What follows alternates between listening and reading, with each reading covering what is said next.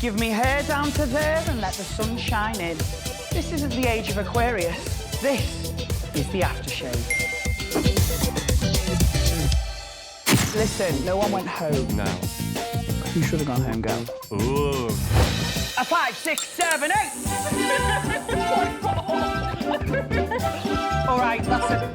Bailey, that's enough. I'm just going to deliver another thoughtful recap of RuPaul's Drag Race UK Series 5. And we have an exclusive interview with our latest eliminated queen. Here we go. The sun might come out tomorrow. Yeah, baby! But today's the day. It's the musical challenge. And it really came over me. We should do this entire episode in song. So, without further ado...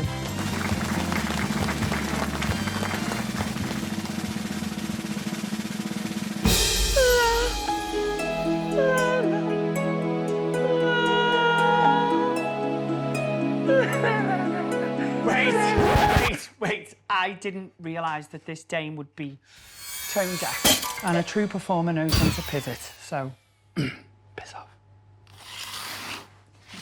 We're down to 8 girls. 5 episodes in, and only 2 girls down, and some of the girls are spinning out. And I love it. Cara Mel is entering her de-delusional era, thinking that she shouldn't have been lip-syncing for her life. I'm gonna say I still don't think I did that badly. Banksy's entering her apology era. Again. I apologised if in any way that I made you feel like I was throwing you under the bus. So I hope that we can bury the hatchet. I really do apologise for the way that untucked web. While Kate Butch is in her staring era, asking... Who is the next lamb to the slaughter? Alas, the season of love is ending, and I am telling you that these girls are either going to defy gravity or it will end somewhere over the rainbow. And I think that's enough puns to keep the West End Wendy's off my back for the time being. They just really need to let it go. Oh, that was another pun. Luckily for all of us, it's a new day in the workroom, and Ru announces that the library is wide open. Officially. These girls are getting ready to read each other and... Oh, would you look at that? Ru came in for a trim this week and just so happened to leave these here.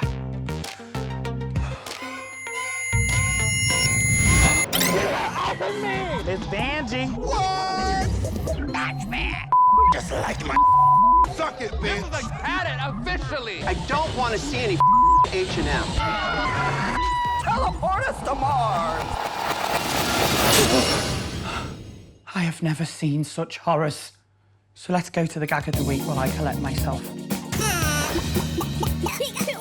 Banksy, babes, I'm glad that we've cleared the hatchet. Now, the only thing is, shall I you or feed you? Jesus. I'm sorry, but can we freeze frame on Ru's face for a second with that reaction? Congrats, Vicky girl, on the most unhinged gag of the week. With the library closed, Ru announces the Maxi Challenge for the week. I need you to share the joy of the great British tradition of pantomime. Oh, yes. Pantoshi better don't. A celebration of great British pantomime. It's a tradition. With Kate Butch nabbing the mini challenge win, she gets to pick her part. And the girls, well, they're fighting over scraps. So let's break it down. Kate is the twunky Tinkerbell narrator. Tamara is a good Dee Dee is the dame, with Vicky as a milkmaid. Cara Mel is brown cow stunning, and Banksy's out stunning brown cows as the villain. Is it me? And then we hit a fork in the yellow brick road. I really don't want to part with full choreo, which is what Lisa thought Lee and Dee upstairs are. If I had to pick 2 dancers from this, it would definitely be Tamara and Cara. Yeah. Luckily, Tamara and Cara swoop in and swap roles. So now the roommates are dance partners. That means Ginger becomes a cow and Michael becomes a... I know. I don't really have a segue from this, so let's just have a laugh at how Ru has completely no idea what's happening throughout the musical, but she's having a good time, and it shows.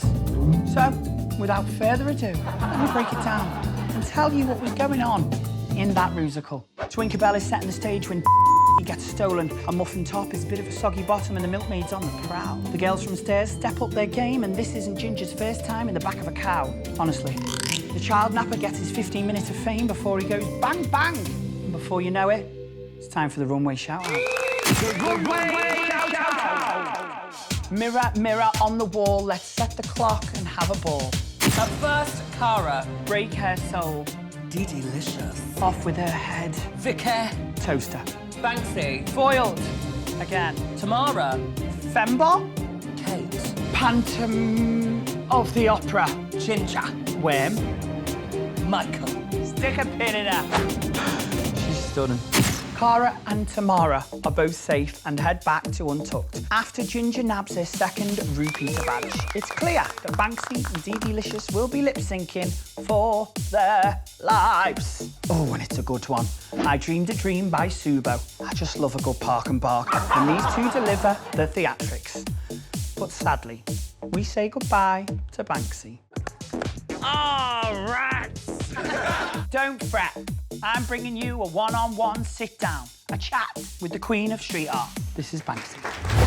So, my love, we're here with Banksy. Hi. Banksy, are you a fan of art? I love art. Why Banksy? Well, out of drag, my last name is Banks. So half of it came from that, because it was a nickname I had growing up. And then the other half is because, like Banksy, the artist, it was all about being a bit crazy and being a bit different and almost taking political ideas and going, I'm gonna flip this on its head, I'm gonna tell you what we actually see in the real world. And it threw the art world on its head, and I wanna do that with drag. I wanna do things that people aren't expecting. And do you think that's the reason why you ended up being part of Family Gorgeous? Because you've got this political spin, this artistic spin? Yeah, it's all about concept, I think, with the Family Gorgeous. Yeah. It's like creating an idea, creating a piece of art, creating a concept and like running with it into an entertainment form.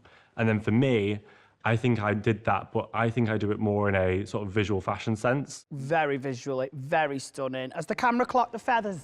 The feathers on the edge. They were She's very looking like expensive. She's looking like a deity. Talking of Cheddar, was it nerve-wracking for you seeing her on season 4 and do so well? Did you come in and think, I've got big boots to fill? Throughout all of it, I've always been like one of Cheddar's biggest supporters. I think she's one of the most incredible queens in the world right now. And I love her message. I love what she says about drag and what she says about the world. But coming into it, I did have that little tick in the back of my head going, well, are people going to expect you to be a little bit like Cheddar? But at the end of the day, she's still lost, you know? I want to jump in now with the week 2 sewing challenge.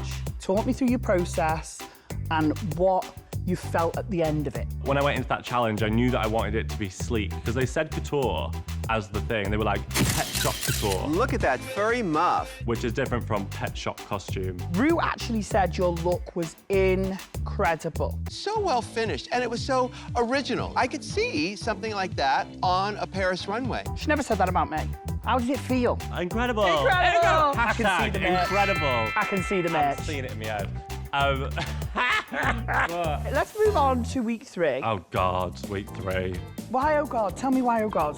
So the oh God moment is really just because we were kind of the leftovers, me, Kate, Ginger and Naomi for the girl group challenge, which I thought would have been a great band name, but we went with the M52s instead, which is great. Which I like. Listen, I'm a sucker for a cheesy band name. No! It's a drag band. It's not serious. How do you feel your team did? We had the best time together. It was so easy to have teamwork between us. We'd always help out with another girl. We obviously had Naomi's knee thing and a gammy leg, which we had There's to deal always with. a gammy leg. Listen, no one went home. No. Who should have gone home, girl? Ooh, good question. I do think that our group would have been in the bottom. You do? I look at it now and I think the other group did incredible. We had some like crutches that we had to kind of work out and get over. Which were? Which were Naomi's leg and my inability to dance. And that's completely fine. But I think at the end of the day, it would have been me and Naomi in the bottom. And how's that make you feel now? Would have won it. I'm fine. I would have a win before the loss. It would have been great. Right. Talk to me about the disaster class, and talk to me more importantly about what the went wrong. Oh God, I think everything went wrong. What's the moment that you look back and go, that's the pinpoint that the started falling down the hill? When Samara turned around and said, Kate, Banksy, and Vicky, you're in a group, I went, never mind. I didn't think I did terribly. This is the thing.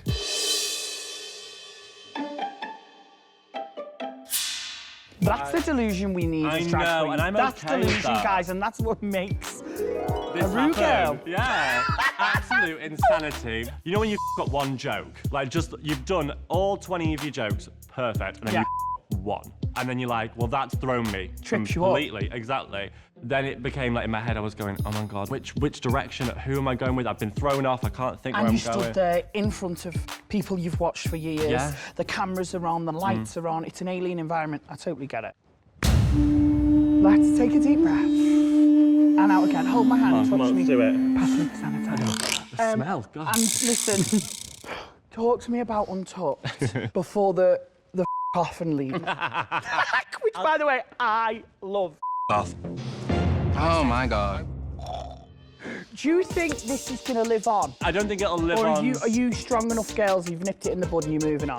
We did bury the hatchet, but it did feel quite overwhelming. And I think my favourite line of the whole thing is, "You're just as as me." You are just as as me, babe.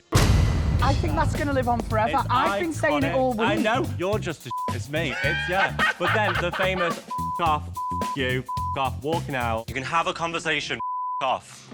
You are going to be the meme queen of 2023. Really, girl? Off.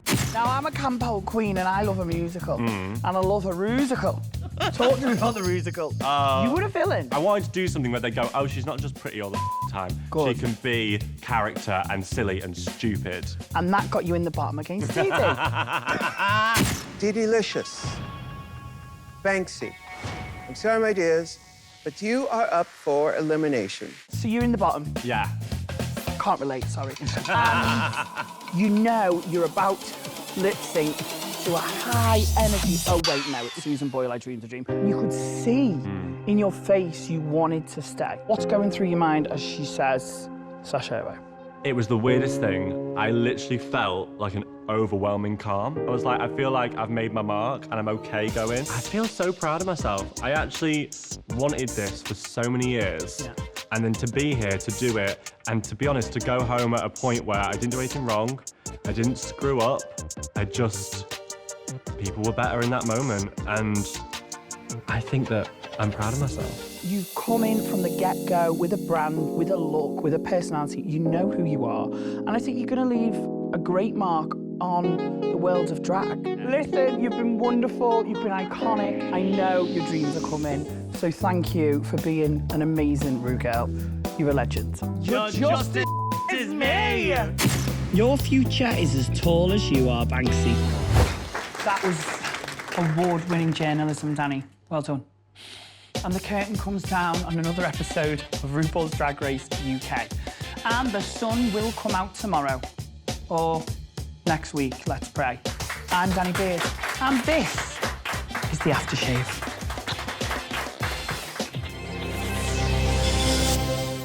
Hi everyone, I'm Lawrence Cheney, and make sure you hit the subscribe button for WOW Presents on YouTube.